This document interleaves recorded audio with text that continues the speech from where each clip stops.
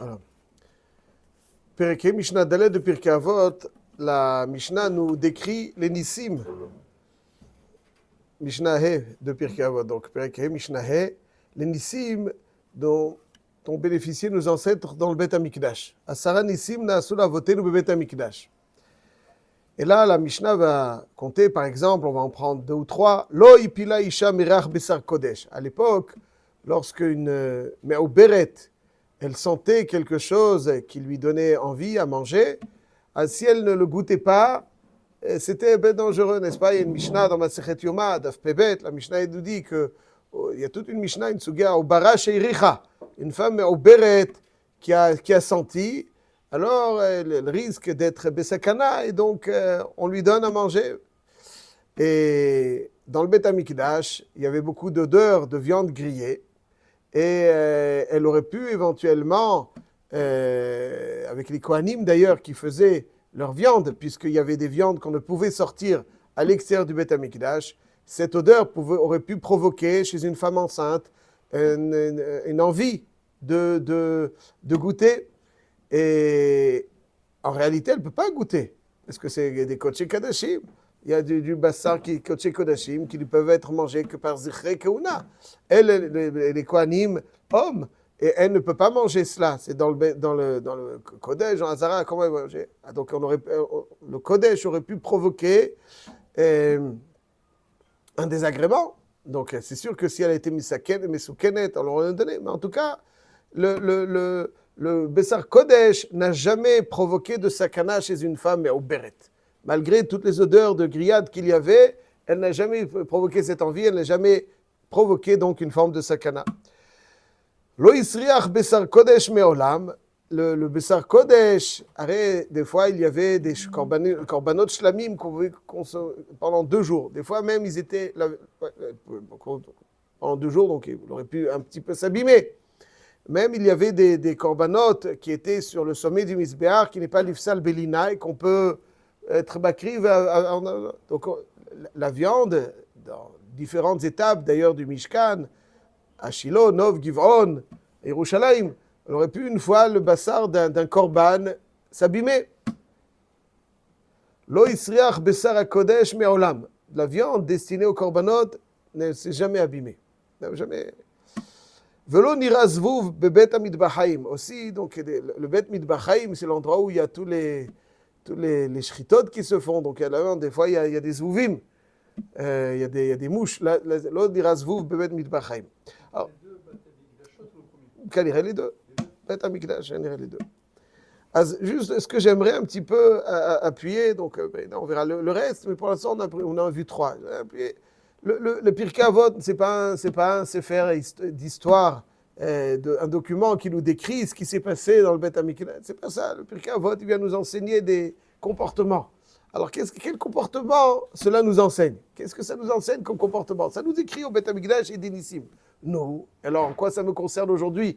En quoi quel moussard? Autrement dit, si la Mishnah nous décrit ça, est-ce qu'il y a un moussard à prendre de ça?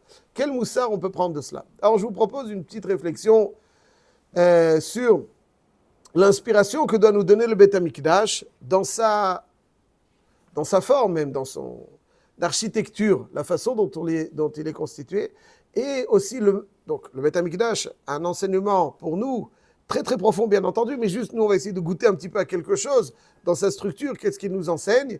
Et ici dans la Mishnah nous invite à voir que pas simplement sa structure est là pour nous enseigner beaucoup de choses, énormément de choses, mais même son fonctionnement est là pour nous inspirer. Alors ici, je vous propose de voir un petit peu la structure, qu'est-ce que la structure du Bet HaMikdash nous enseigne, et un petit peu voir au moins son fonctionnement, les 3 premiers que nous avons lus, B'siyata d'Ishmaïa.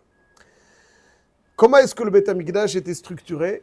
Il y avait dans un premier temps le Chatzer, dans lequel était mis le Mizbeach HaChitzon. Le Mizbeach HaChitzon, c'est le Mizbeach extérieur sur lequel on offrait les korbanot.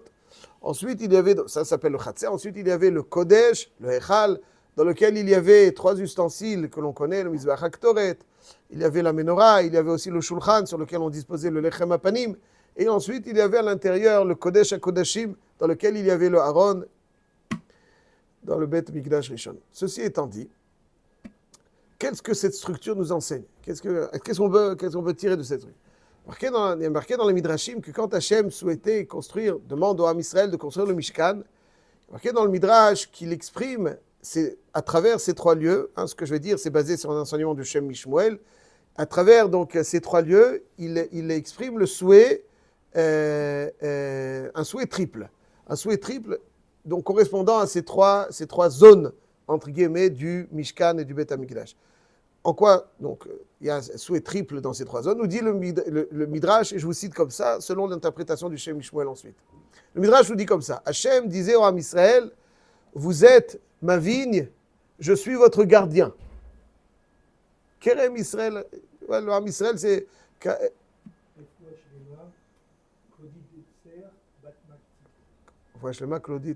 Claudine Esther Bat Matil.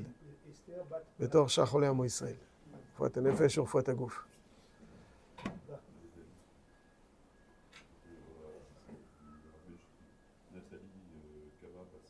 ונטלי, רפואה שלמה של נטלי קמה בת סעדה. בתור שחולי עמו ישראל, רפואת הנפש ורפואת הגוף. Donc, Hachem exprime donc il dit, vous êtes ma vigne, je suis votre gardien. Et créer un lieu dans lequel le gardien pourra protéger sa vigne. On y revient. Il dit Hachem ensuite, vous êtes mon troupeau, je suis votre berger. Créer un lieu qui permettra donc au berger de guider son troupeau. Troisième souhait d'Hachem, à travers le Mishkan, c'est vous êtes mes enfants, je suis votre père. Créer un lieu qui permettra au père d'être proche de ses enfants. Voilà donc la citation du Midrash. Donc il y a un triple souhait d'Hachem, celui du gardien de la vigne, celui du berger qui doit guider son troupeau, et celui d'un père qui veut être proche de ses enfants. Nous dit le Shem Mishmuel que ces trois souhaits d'Hachem correspondent aux trois zones du Mishkan, du Beth Amikdash. Le Mizbeach, le Chatzer, c'est l'objectif du gardien de la vigne. Tout de suite, on va l'expliquer. Le Echal, dans lequel il y avait trois ustensiles, c'est celui du berger, à l'égard de son troupeau, et le Kodesh HaKodashim, c'est celui du père avec ses enfants. Explication du Shem Mishmuel. Il dit comme ça. À chaque fois qu'on fait une avera, comme c'est marqué dans Pirkei Avot, Kol haover avera achat, borelo kategor echad. Il génère donc une réalité spirituelle menaçante. Chaque fois qu'on fait une avera, la avera elle-même, elle est menaçante. Hachem yatzilenu. Hachem souhaite, comme le gardien de la vigne, protéger sa vigne. C'est-à-dire qu'une vigne, il peut y avoir des choses qui vont la menacer, et le gardien est là pour justement protéger cette vigne, qu'elle soit intacte, et qu'elle ne soit pas menacée ou agressée par qui que ce soit, quoi que ce soit. Hachem souhaite les korbanot, parce que les korbanot, à travers le vent de tchouva qu'il soufflait dans le cœur du Ham Israël, alors il y avait cette forme de tchouva qui permettait d'effacer tous les averot, l'énergie spirituelle négative, menaçante. Donc, à l'image du gardien de la vigne, il demande les korbanot. Les korbanot, c'est mechaprim. C'est pas, les korbanot, c'était mechaprim. Donc, si c'était mechaprim, alors il y avait donc cette volonté d'Hachem de protéger son peuple. Cette énergie disparaissait après le korban? Tout à fait. Dès que la tchouva, avec le korban, cette énergie disparaît. Ouais, c'est bon. Ça, c'est donc les korbanot. Ensuite, l'objectif, le rôle d'un berger, c'est pas simplement de protéger son troupeau, c'est un de ses rôles, mais son rôle principal, le berger est un guide.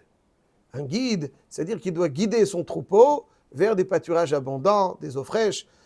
Et ça, Akadosh Baruch Hu voulait combler son peuple des plus beaux cadeaux à travers le Mishkan et à travers les trois ustensiles qui sont dans le Kodesh. Les trois ustensiles qui sont dans le Kodesh sont le Mizbeach HaKtoret, la Menorah et le Shulchan.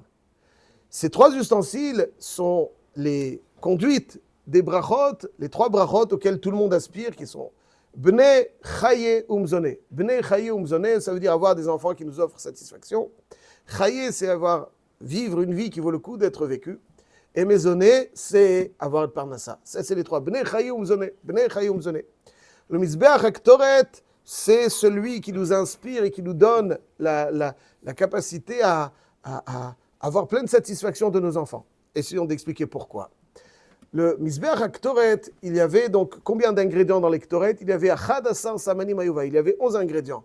10 qui étaient bons, et un Chalbena qui, quand elle était seule, cet ingrédient, il était seul, il avait donné une odeur nauséabonde, mais lorsqu'il était mêlé aux autres, alors il rendait les autres meilleurs. Qu'est-ce que ça veut dire? Alors, le rôle d'un éducateur, de façon très générale, c'est de prendre toutes les facettes qui poussent vers il y a des passions, des pulsions, des passions qui poussent vers des horizons un petit peu bizarres. Il ne s'agit pas de briser la passion. Quelqu'un qui brise la passion, il tue. Quelqu'un qui n'est pas passionné, c'est un être mort. Ouais, la passion, c'est la vitalité.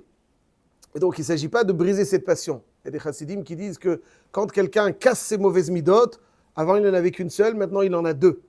Il ne s'agit pas de casser les mauvaises midotes. Il s'agit de prendre les midotes et de les orienter, de leur donner une nouvelle orientation. Tout est là pour... Quelqu'un se passionne, alors il se passionne, il ne sait pas véritablement où est-ce qu'il peut satisfaire cette passion. Il faut lui apprendre à goûter aux bonnes choses pour finalement qu'il sache apprécier et qu'il sache orienter sa passion vers ce qui est idéal.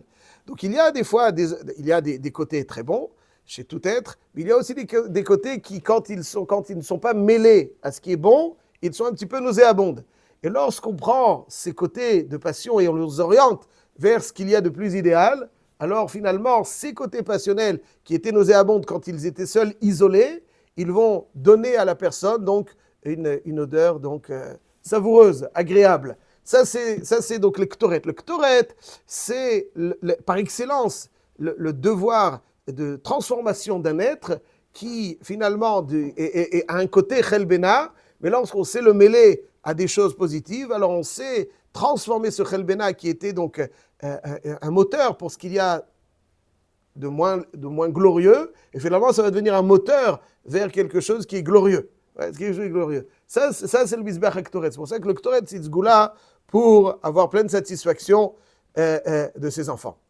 Ça c'est donc Akadosh Baruch Hu voulait ce Heichal, il voulait donc ce Ktoret pour qu'il y ait dans le Ktoret une conduite de Siyata d'Ishmaya pour transformer les zones d'ombre et les orienter vers ce qu'il y a de meilleur. Ouais, c'est bien souvent ceux qui étaient les plus dissipés dans leur enfance, bien souvent, finalement quand ils apprennent à canaliser, orienter et donner un sens à cette passion qui est en eux, il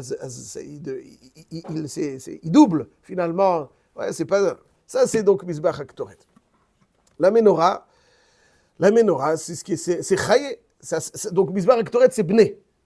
La menorah, c'est chaye. Chaye, c'est quoi chaye? Chaye, c'est avoir une bonne vie. Voilà. C'est quoi une bonne vie? Une bonne vie, c'est quoi? C'est quoi une vie réussie? Une vie où quelqu'un il est capable d'être lucide et il voit les choses qui sont importantes. C'est pas une vie qui n'est pas réussie, c'est une vie où on a vécu en s'acharnant et en s'investissant trop dans les choses qui sont futiles sans leur donner de sens. Ça, c'est une vie. Donc finalement, plus un homme est lucide, plus il vit une vie qui vaut le coup d'être vécue. Plus il vit dans le dimion, dans l'illusion, moins sa vie aura de sens.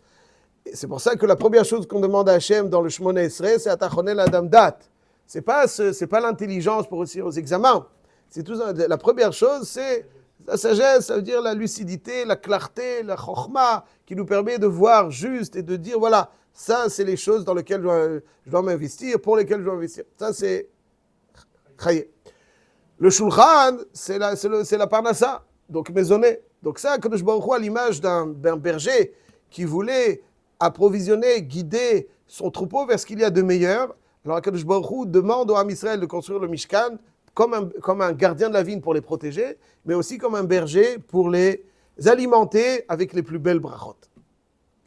Ensuite, il y a le Kodesh HaKodashim. Le Kodesh HaKodashim, c'est les Kruvim. Le Kodesh HaKodashim, c'est les Kruvim.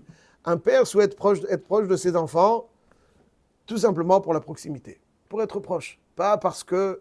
Pour être proche. Donc Hachem souhaitait aussi, à l'image d'un père, qu'il y ait donc un lieu dans lequel il y a Kodesh HaKodashim. Et cette proximité, son socle, ce sur quoi elle repose, c'est la Torah. Donc au-dessus de la Torah, des Shnei Luchot Abrit, il y avait donc cet amour entre le Ham Israël et Hachem qui était symbolisé par les Kourvim. Ça, c'est la structure du Beth Amikdash. La structure du Beth Amikdash est là pour nous enseigner aussi, chez nous, la façon dont on doit organiser notre maison, notre vie. N'est-ce pas? L'inspiration qu'on doit avoir, c'est le Beth Amikdash. En tout premier lieu, dans le Chatzer, il y avait cette zone protectrice. C'est-à-dire cette zone protectrice qui veillait à ce qu'on débarrasse donc tout ce qui pourrait...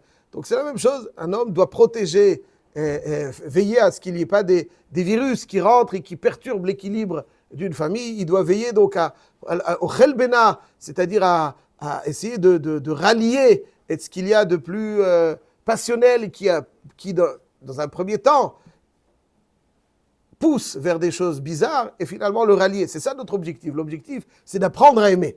Ouais, c'est pas de briser quelque chose, dire ça c'est mauvais, il faut le tuer. Il faut toujours réorienter, recentrer les choses pour finalement les utiliser positivement.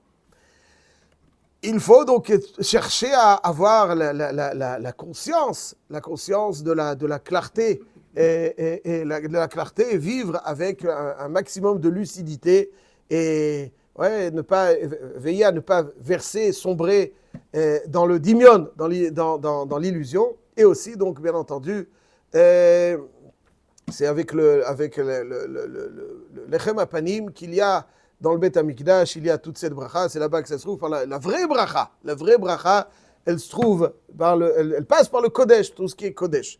Et évidemment, donc chercher à créer un endroit où il fait bon vivre. Ouais, c'est-à-dire dans le Kodesh et Kodashim, Hashem, comme le Kodesh et Kodashim, c'est l'âme du Beth Amikdash. Mishkan du Beth Amikdash, c'est l'âme.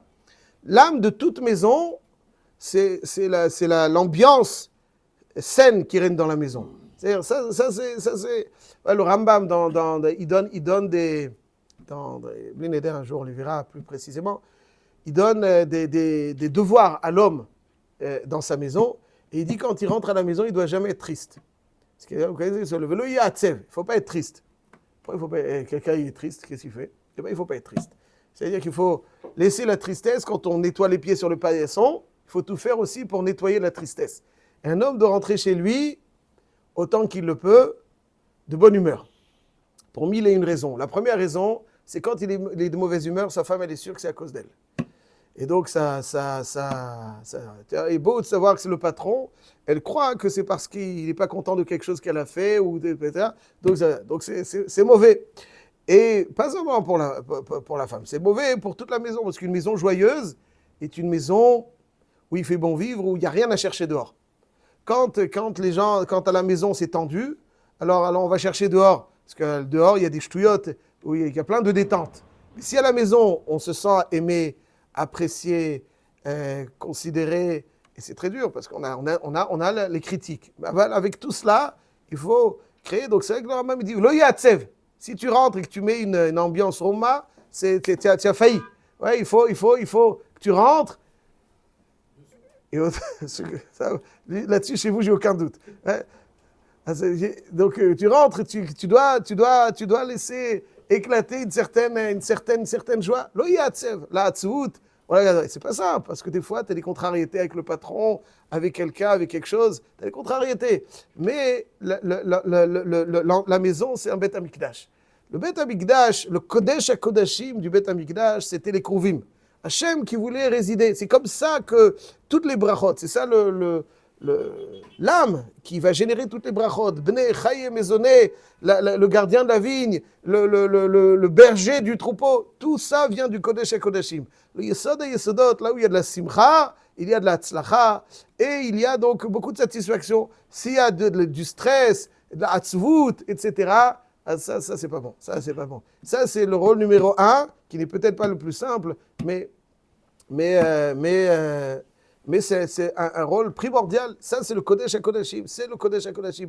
Le Yachaz dans les Kruvim, c'est rentrer à la maison avec un visage souriant, mettre une bonne ambiance. On n'a pas besoin de faire les lourdeaux, mais mettre une bonne ambiance. Dès que tu mets une bonne ambiance, la femme elle a de la force. Tu rentres heureux, la femme elle a de la force. Même si elle a eu des problèmes, elle regarde son mari. Si son mari il est bien, elle est bien. S'il n'est pas bien, elle a l'impression que c'est à cause d'elle. Pourtant, il a beau lui dire, c'est mon boss. S'il m'aimait vraiment, peut-être qu'elle se dit comme ça, et vraiment, je l'aurais nettoyé les contrariétés de son boss. Maintenant qu'il est comme ça, c'est parce que, bon, comme ça elle interprète, c'est comme ça, c'est le regesh. Ça porte atteinte. Quand il y a de la simcha, elle est sûre aussi que c'est grâce à elle. C'est aussi, elle est sûre que c'est. Donc là, la maison pétille. Et quand ça pétille, alors il y a toutes les brachot qui s'ensuivent. Ça, c'est la structure du Beth Amikdash et la façon dont on doit s'en inspirer. Le fonctionnement du Beth Amikdash, ici nous révèlent nos sages que Loïpila Isha Mereach Besar Kodesh. Des fois, on a l'impression que les choses de Kedusha pourraient nous causer un préjudice quelconque. Je vais trop étudier, ça va me causer un préjudice. Aujourd'hui, je me sens un peu mal, j'ai mal à la tête, et ça va me causer un préjudice. J'ai besoin d'être plus en forme, donc ok, allons-y plus doucement aujourd'hui. Le Kodesh, évidemment, quand il est fait de façon équilibrée et sensée, il ne cause aucun préjudice. Je vais faire mincha. Vers mincha, je suis en plein dans les actions là. La bourse est en effervescence, ça ne m'attend pas. Donc peut-être je vais faire arvit 2 fois. Oulai, je vais faire arvit 2 fois. Il y a tashlumin, honnête, il y a un tzorer. Surtout qu'avec mon argent, vous savez très bien ce que je fais. Donc c'est pour la bonne cause. Donc là ici, le mincha, il faut le faire sans faire des cheshbonot. Est-ce que le mincha, il va me causer préjudice? Le mincha, il peut apporter que de la bracha. Jamais, donc dans le Kodesh HaKodashim, le Bessar Kodesh n'a jamais causé préjudice à une femme enceinte. N'a jamais causé préjudice à une femme enceinte. Le Kodesh ne cause pas de préjudice. C'est le Chet qui cause des préjudices. Le manquement, c'est ça qui cause des préjudices. Quelqu'un qui fait dans la Kedusha ce qu'il doit faire, ça ne cause aucun préjudice. Le sirachon, tout ce qui est nauséabonde, finalement c'est de la Toum'a. Est-ce qu'on peut penser à des livrets de Torah dans les toilettes? On ne peut pas penser à des livrets de Torah dans les toilettes. Pourquoi? Parce que ce n'est pas un endroit adéquat. C'est-à-dire que, devant une herva, on peut penser à du vrai Torah. Penser à du vrai Torah. Davar, c'est assour. Aval irur, mutar. Aval, vaya mahanecha kadosh, ça c'est kadosh, c'est la kedusha, elle dépend de la propreté. La propreté, c'est la kedusha. Là où il y a de la propreté, il y a de la kedusha. Et s'il n'y a pas de propreté, il manque de kedusha. Donc finalement, tu ne peux pas. Donc la saleté, c'est la toum'a. C'est-à-dire dans les endroits sales, il y a tout, le côté négatif du monde se trouve là où c'est sale. C'est pour ça qu'on ne va pas alimenter en pensant à des choses de kedusha. Et donc, quelqu'un qui. Donc, tout le chet, tout le côté de la toum'a, symbolisé par ces odeurs bizarres, ça n'existe pas dans le Kodesh. Quand il y a beaucoup de Kodesh, alors le fait d'être dans le Kodesh, ça débarrasse des mauvaises odeurs. Les mauvaises odeurs, donc, c'est la toum'a. Lo yisriach besar Kodesh. Là où il y a eu de la Kodesh, il y a marqué que Méanienne, bon, ça c'est des dargotes. Le Gaon de Vilna, sa femme dit, ses odeurs, ses habits, ils ne sentaient jamais mauvais. Yesh mashou beze. Alors, Khalila, je ne veux pas. C'est-à-dire que pour quelqu'un qui a de Kedusha, la mauvaise odeur, ça vient de la Toum'a. C'est pas chaud, ça vient de la Toum'a. Reach Gan Eden. Reach Beni qui Reach Sadeh. Reach Gan Eden. Il y a marqué que le Mashiach, il va deviner les gens en les sentant. En les sentant. Il y en a qui ont le sens de l'odorat très aiguisé et qui sont capables de sentir la Kedusha qu'il y a en les hommes. La Kedusha qui est en des hommes. Donc la Kedusha, elle génère toujours une bonne odeur. Là où il y a de bonne odeur, c'est Kadosh, etc. Lo Yisrael Besar Kodesh. Là où il y a de la Kedusha, alors ça chasse. Donc la Touma n'a pas d'entrée. La mauvaise odeur, la Touma n'a pas d'entrée. Lo Nira Zvouv Bebet Amid Bachaim. Zvouv, c'est toujours le Yetzer Hara. Vous connaissez le Yetzer Hara? Il va, tu l'envoies balader, il revient par une autre porte, par un autre truc. Le Zvouv, c'est le Zvouv qui risque un petit peu de changer les choses. Blineder, demain on verra le Zvouv dans Hérouvine, n'est-ce pas? Le Zvouv sur le Dalet. Hein? C'est le Dalet. Le Dalet qui ne transforme pas en Resh. Voilà. Oubliez d'air ça. En tout cas, ça, le Zvouv n'est jamais apparu de l'Obid Bachem. Même dans les endroits où il pourrait arriver, lorsqu'il y a de la Kedusha, alors le Yetzer Hara n'a pas sa place. Hazak ou Baruch. Hadash ou Baruch. Ah, on peut commencer. Ah, on peut commencer. Il t'a donné quelque chose là tout? Non.